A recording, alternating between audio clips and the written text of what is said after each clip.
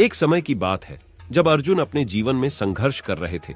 वे कर्तव्यों के बोझ के तहत दुखी थे और आत्मसमर्पण की कमी महसूस कर रहे थे। इस समय भगवान श्री कृष्ण ने उनसे कहा, अर्जुन, जीवन में हर कोई कठिनाइयों का सामना करता है।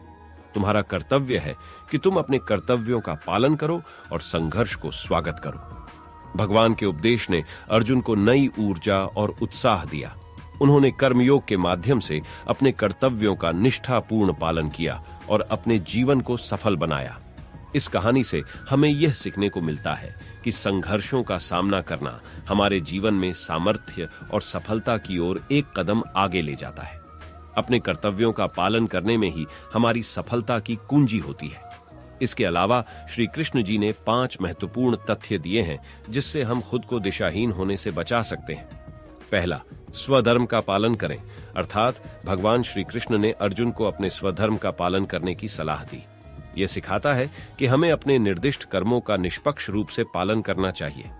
दूसरा, कर्म और फल, अर्थात गीता में कहा गया है कि हमें केवल कर्म करना चाहिए और फल की चिंता नहीं करनी चाहिए। यह सिखाता है कि कर्म करते समय हमें फल की चिंता छोड़नी चाहिए।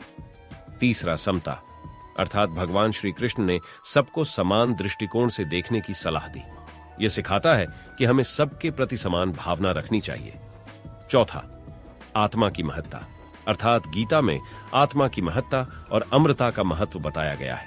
यह सिखाता है कि हमें अपनी आत्मा को समझना और उसे स्वयं की उन्नति के लिए विकसित करना चाहिए। पांचवा, ध्यान और योग, अर्थात गीता में ध्यान और योग का महत्व बताया गया है। यह सिखाता है कि मानसिक और आध्यात्मिक साधना से हम अपनी आत्मा को प्राप्त कर सकते हैं। इसके साथ ही मैं आपसे विदा लेता हूं।